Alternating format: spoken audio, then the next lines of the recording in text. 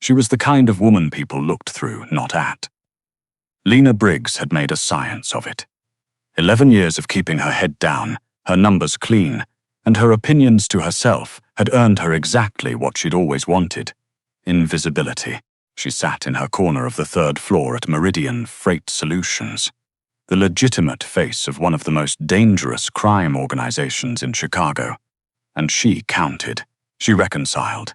She caught errors that grown men with MBAs had missed, fixed them quietly, and never once asked for credit. The office smelled like old coffee and printer ink. Lena's desk was neat in the way that spoke of someone who had learned not to take up too much space. A small succulent in a terracotta pot, a single-framed photo of her dog, biscuit, and a coffee mug that said "World's Okayest Accountant" that her sister had given her as a joke 6 years ago. She kept it because it felt true. She was 31 years old, with round cheeks and soft hands, and the kind of curves that made buying business attire a full afternoon's project. Her hair was dark brown and almost always twisted up into a practical knot. She owned exactly 2 blazers that fit correctly. She'd learned in her early 20s that professional invisibility was easier when you were a plus-size woman. People's eyes just slid right past you like you were furniture. She had decided, somewhere around 24, to use that to her advantage. What she noticed, and she noticed everything, was that the men who came and went from the executive floor didn't look at her, but they talked too loudly near the elevator. She'd learned more about Meridian Freight's real operations from overheard conversations than from any file she'd ever been handed. She knew, for example, that the CEO, a thin, jittery man named Gerald Howe, was terrified of the man who actually owned everything. She'd never seen him, not once in 3 years of working this particular contract, but she knew his name the way you know the name of a storm before it makes landfall. Rafferty Cross. The name came up in hushed voices and dropped gazes. He was the kind of man people referenced the way they referenced gravity, not because they'd seen it, but because they felt its effects everywhere. Meridian Freight was his. So were 6 other holding companies, 2 import businesses, and, according to the conversations Lena was never supposed to hear, most of the Port of Chicago's unofficial operations. She did his books, not directly. She was contracted through a shell entity, technically an employee of Northbridge Accounting Solutions, which was itself owned by another company, which eventually traced back to a man named Walt Pearson, who Lena had met exactly once, and who had the dead eyes of someone who had done terrible things and stopped feeling bad about them. But the numbers she reconciled were his. The discrepancies she caught: a $40,000 ghost payment in March, a vendor account drawing double invoices in August. Those were his problems she solved. She never mentioned this to anyone, not her sister, not her friends, not the 2 co-workers she occasionally ate lunch with. She did her work. She went home to Biscuit and her apartment on the north side, and her Tuesday night cooking class, and her Saturday morning farmer's market. It was a quiet life. A careful life. Lena had built it with both hands, brick by brick, and she was proud of it in the way you're proud of something that cost you more than anyone could see. She didn't want more than that. She told herself this regularly. The trouble with telling yourself something regularly is that eventually you start to wonder why you need to. The first Tuesday in October was the day everything changed, though Lena would not understand that until much later.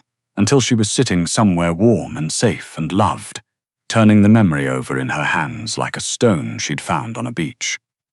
She was working late. She always worked late on the 1st of the month, when the reconciliation reports were due. Gerald Howe had gone home at 4. The rest of the 3rd floor had cleared out by 5:30. By 8 o'clock, the only sounds were the hum of the HVAC system and the click of Lena's keyboard. She didn't hear the elevator. She heard the doors open, though, and she heard footsteps, more than one set, moving fast and purposeful down the hall toward the server room. Lena went very still, the way small animals do when they sense something large nearby. She didn't look up from her screen. She kept her hands on her keyboard. The footsteps stopped outside her office door. She looked up. There were two of them, large men in dark coats, the kind that cost more than Lena's monthly rent. One of them she vaguely recognized. He sometimes rode up in the elevator with Gerald, always 3 steps behind, always silent. The other was a stranger with a thick jaw and flat eyes, who was already looking at her desk, not at her. "Briggs," the familiar one said. "Not a question." "Yes," she said, "because what else do you say? We need the Q3 variance report, the one you flagged on the Harmon account." Lena blinked. "I sent that to Gerald last Thursday. We need the original. With your working file." She looked at him for a moment. She knew, because she always knew these things, because she paid attention, that the Harmon account was not a regular client file. She'd flagged it, because someone had been skimming from it in increments, small enough to be almost invisible. 40 here, 60 there, sometimes 120. Pattern recognition was Lena's particular talent, the thing she'd had since childhood. The reason her 4th-grade teacher had called her mother to say her daughter had an unusual mind. She'd mapped the skimming back 4 months. She'd noted it in the variance report because that was her job. She pulled the file. She copied it to a USB drive. She handed it over. The man with the flat eyes was the one who took it. He looked at her for the first time when he reached for the drive. His gaze moved over her with the brisk efficiency of someone checking inventory. "Good," he said. They left. Lena sat very still for another 30 seconds. Then she saved her work, shut down her computer, gathered her things, and went home. She did not sleep well that night. The second Tuesday in October was the day Lena understood she had made a mistake. Not in her work, which was flawless, but in something more fundamental. She had made the mistake of being too good at what she did. She found out later, much later, what the Harmon account was really for, what she knew that evening, walking out of the Meridian building at 7:40 p.m. with her bag over her shoulder and her mind still chewing on a discrepancy she'd found in the November projections, was that someone was following her. She'd noticed the car first. Black, recent model, parked across the street when she'd arrived that morning. Still there at lunch when she'd gone out for a salad. Still there now. She was almost certain it was the same one. Almost. She had a good memory for plates. She walked to the train stop 1 block past her usual one because she was careful by nature. She didn't look at the car. She kept her pace even and unhurried, the way you do when you want to appear like a woman with nowhere interesting to be. She made it 2 blocks. She didn't hear them until they were already too close. A van, moving slowly at the curb, and then a door opening, and then something hit the back of her head, and the sidewalk came up very fast, and then there was nothing. Lena came back to consciousness slowly, the way you surface from a dream you didn't know you were having. Her head hurt. That was the first thing. A deep, nauseating throbbing behind her left ear. Her wrists were bound. Zip ties, she thought, from the way the plastic bit into her skin. She was sitting in a chair, metal, cold, a concrete floor beneath her feet. The air smelled like the river. She kept her eyes mostly closed and breathed. Assess. Don't panic. Assess. Warehouse. Port district if the smell was anything to go by. 2 voices nearby. Men talking low. A door somewhere to her right. Overhead lights. Fluorescent. Flickering slightly.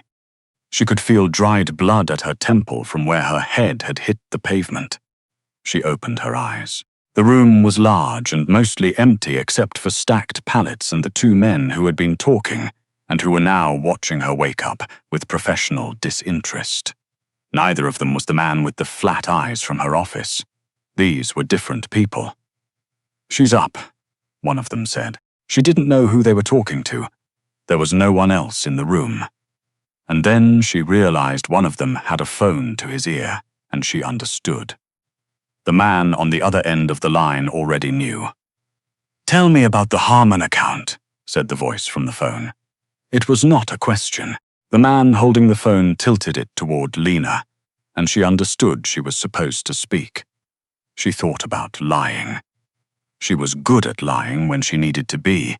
She'd learned it young, in a house with a mother who got angry at the wrong things, and she'd refined it into something nearly invisible. But she looked at the two men in the room, and she thought about the dried blood on her face, and she thought about the river smell, and she made a calculation. "Someone's been skimming from it," she said. Her voice came out steadier than she felt. Small amounts, irregular intervals. The pattern suggests someone who knows how audits work. They stayed under the threshold every time. But the intervals have a rhythm. I mapped it back to April. Silence on the line. "How much? Cumulative. $63,420. More silence. "Then, you kept a copy of the working file?" "No," Lena said. This was true. She had given them everything. But I remember what I found.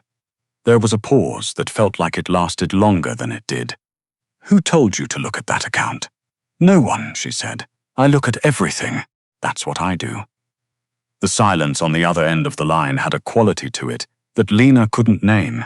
It wasn't anger. It wasn't coldness.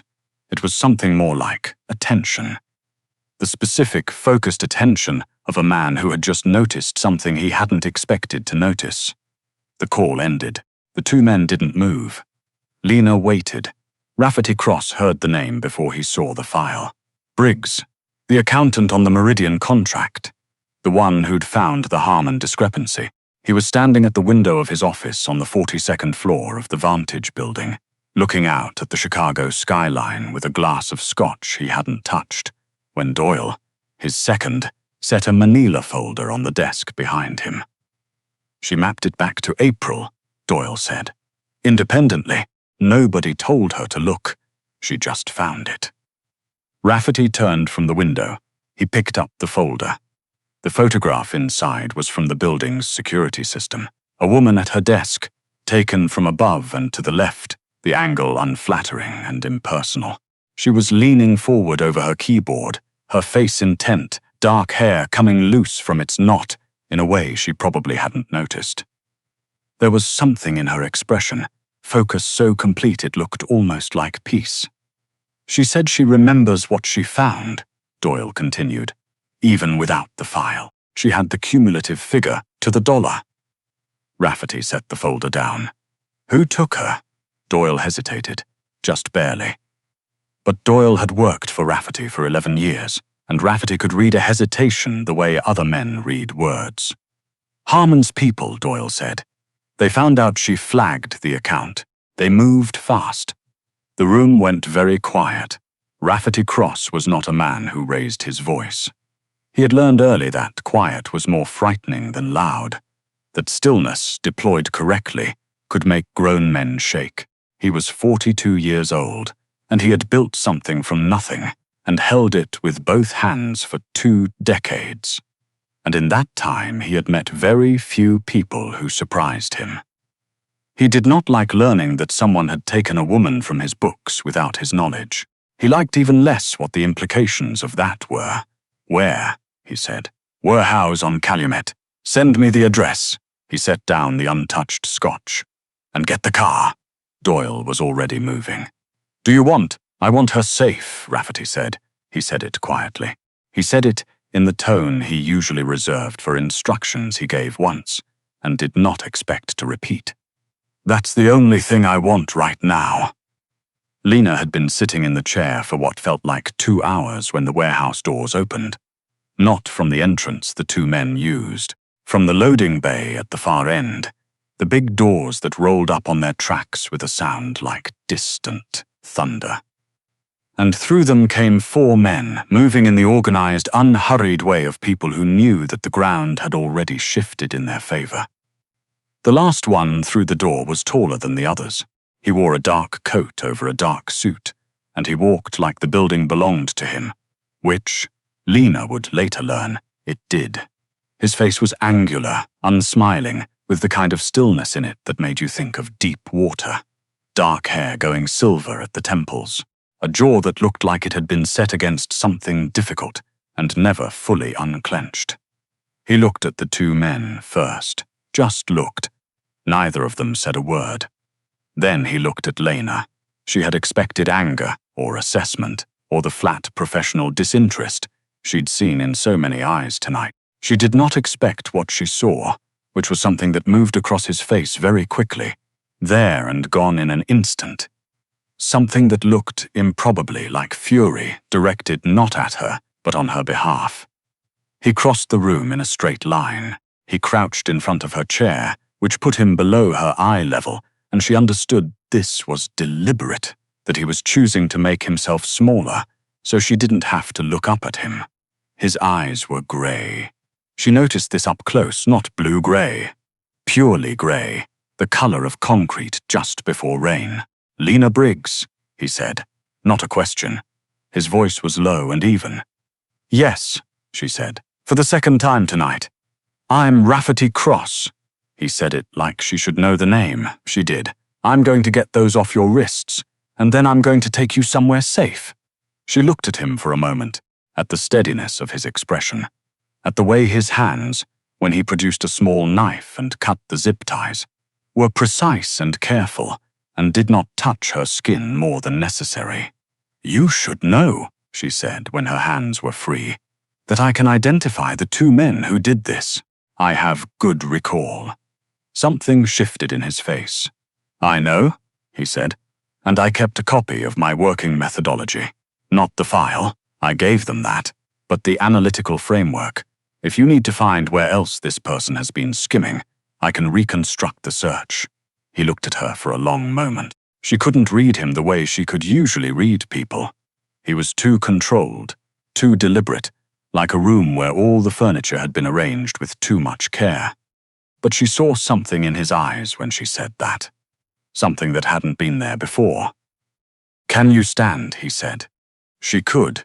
Her legs shook slightly when she first put weight on them, but she locked her knees and stood, and did not let him see the effort it cost her. She was that kind of person. One of his men, a quiet one with quick eyes, who Lena would later learn was called Mercer, brought a jacket from somewhere and held it out to her. Not a gesture, not a word, just an offering. She took it. It was warm and smelled like cedar and something faintly chemical like gun oil, which should have been alarming and was instead, somehow, steadying. Rafferty Cross stood. He was taller than she'd thought when he was crouched. He looked at her face, really looked, the way almost no one had looked at her in a very long time, and she saw the muscle in his jaw tighten when he took in the blood at her temple. "We'll have someone look at that," he said. He said it like a promise rather than a consolation. The car was a black SUV. The leather seats were warm. Mercer drove, and another man Lena didn't know rode in the passenger seat, and Rafferty Cross sat beside her in the back and looked straight ahead and did not say anything for 4 blocks. Then he said, without looking at her, "I didn't know you'd been taken." Lena processed this. "How long has it been?" 3 hours and 12 minutes since you left the building." She thought about the fact that he knew the precise number. "Gerald should have had protocols in place for this," he continued. There was no heat in his voice. That was what was frightening about it. The total absence of heat, like a fire that had burned down past the visible stage. He didn't. That's being addressed. "I'm not sure Gerald knew the Harmon account was sensitive," Lena said. "He doesn't read the variance reports closely. Nobody does. You did. That's what I'm paid for." He turned then and looked at her. The streetlights moved across his face in intervals. Light and shadow, light and shadow. "You found a $63,000 discrepancy," he said, "that 3 other accountants missed over 4 months. You reconstructed a skimming pattern from memory after 1 review. And your first instinct when you regained consciousness in a situation most people would call terrifying was to think about what you could offer." Lena held his gaze. "I thought it was more useful than crying." The corner of his mouth moved. It wasn't a smile exactly. It was the ghost of an expression that had once been one. "It was," he said. "They took her to a building she didn't recognize. Not his office tower. Something else, smaller, more private. There was a doctor, a compact woman named Doc Dotter, Avery, who did not ask questions and had clearly seen worse, who cleaned the wound at Lena's temple, confirmed it didn't need stitches, and gave her something mild for the headache that Lena accepted, because her head felt like it was being pressed from both sides by invisible hands. Rafferty Cross stood in the doorway during the examination. He didn't hover. He just stayed, in the periphery where he could see without intruding. Lena noticed this. She noticed everything. Afterward, someone brought her food, a container of chicken soup, and a piece of good bread, and a bottle of water, and she ate at a table in a room with warm lighting, while Rafferty Cross sat across from her with his suit jacket now, over the back of his chair, and his sleeves rolled to the elbow, reading something on his phone. He put the phone down when she started eating. He didn't watch her, exactly, but she was aware of his attention, the way you're aware of the sun, even when you're not looking at it. "You can ask me things," she said. He looked up. "About the Harmon account, about what I found. I can tell you everything I remember, which is all of it. That's what you need, isn't it? I'm assuming whoever is skimming has access to other accounts." "They do," he said. "Then you need to know how they're doing it." She took another spoonful of soup. "I can tell you the pattern, and I can tell you, with reasonable confidence, who it isn't, which is almost as useful." He was quiet for a moment. "You're not what I expected," he said. Lena looked at him. "What did you expect?" He didn't answer right away. He turned his glass on the table once, twice, a small, uncharacteristic gesture of something she might have called uncertainty in another person. "Someone's scared," he said finally. "I was scared," she said. "I'm still scared. Fear and function aren't mutually exclusive."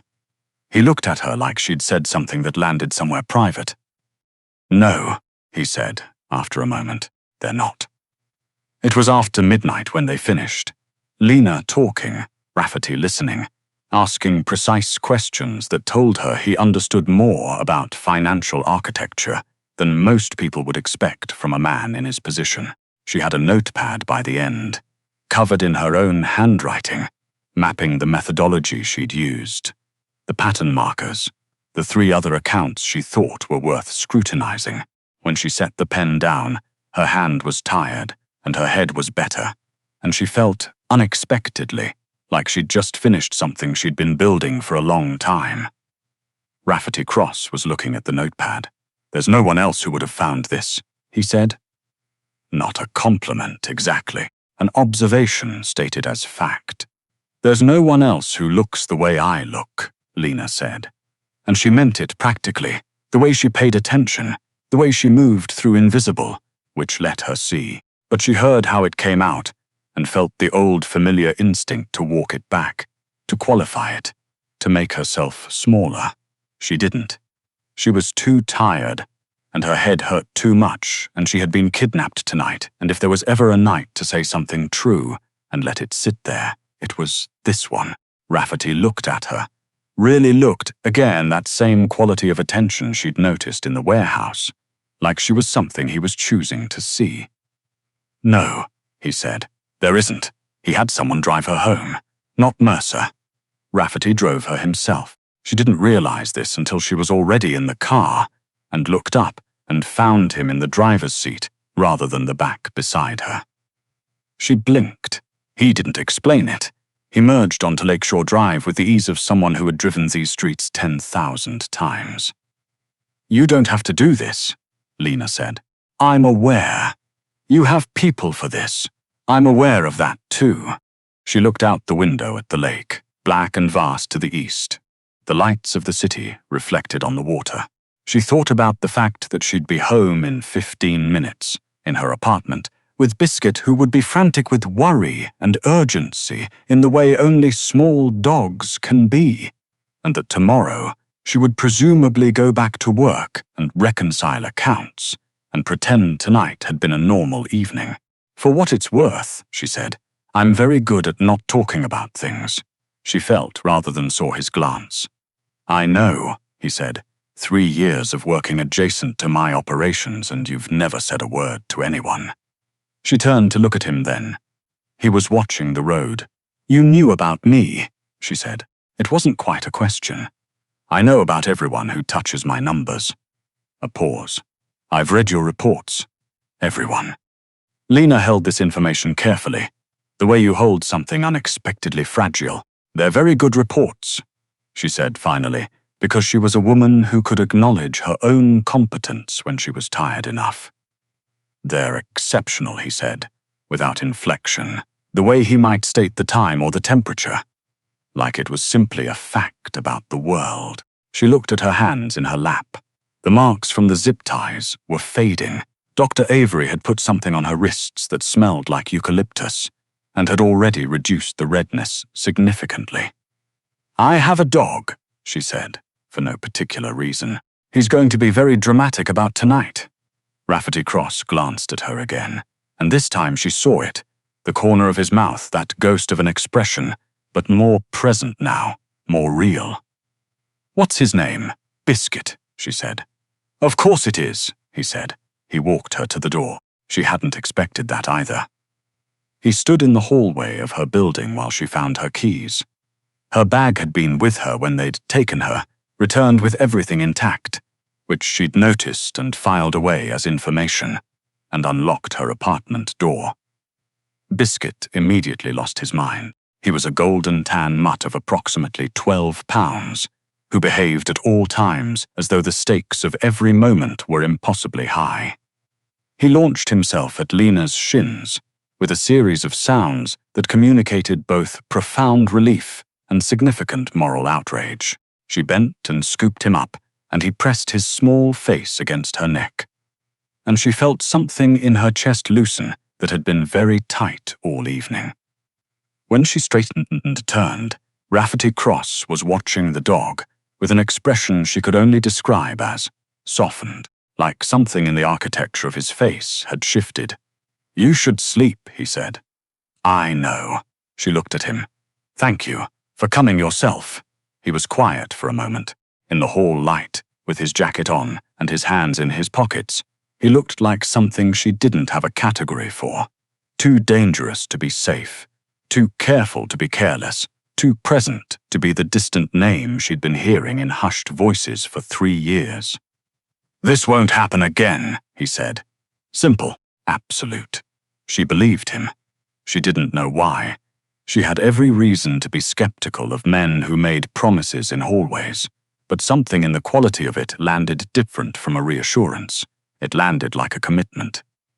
Good night, Rafferty Cross, she said.